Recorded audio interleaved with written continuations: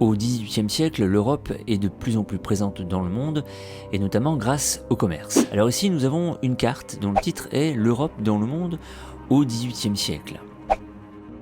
Où est-ce que le commerce est le plus important ? Bien, pour le savoir, nous allons nous diriger vers la légende. Dans la légende, il y a deux rubriques, notamment la seconde qui est les flux commerciaux.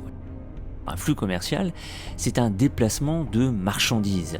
Et en fait, il s'agit de repérer quelles sont les routes maritimes, les routes commerciales les plus importantes. Ces routes commerciales sont indiquées sur la carte par deux figurés. Ce sont des flèches, flèche rouge et flèche bleue.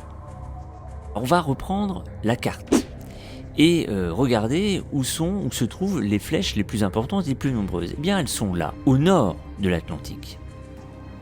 Pourquoi le commerce est-il particulièrement important à cet endroit ?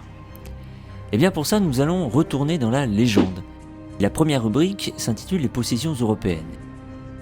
À l'époque, l'Europe possède beaucoup de territoires à travers le monde. Alors, ces territoires sont représentés par des couleurs.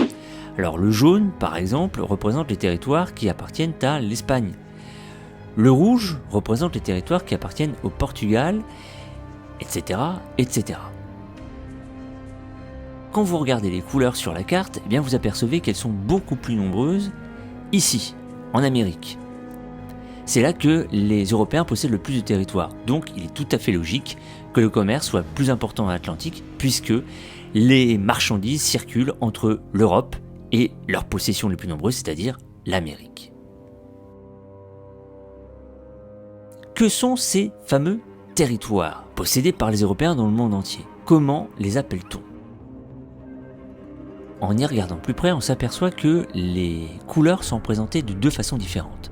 Je vais reprendre l'exemple de la France. La France est en mauve, ainsi que ses possessions. Regardez, en Amérique du Nord, elle possède un vaste territoire. Il s'agit en fait d'une colonie.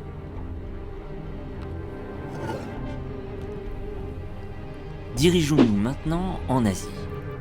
Les territoires européens sont représentés non plus par des taches de couleur, mais par des points. C'est le cas ici de Chandernagor, qui appartient à la France.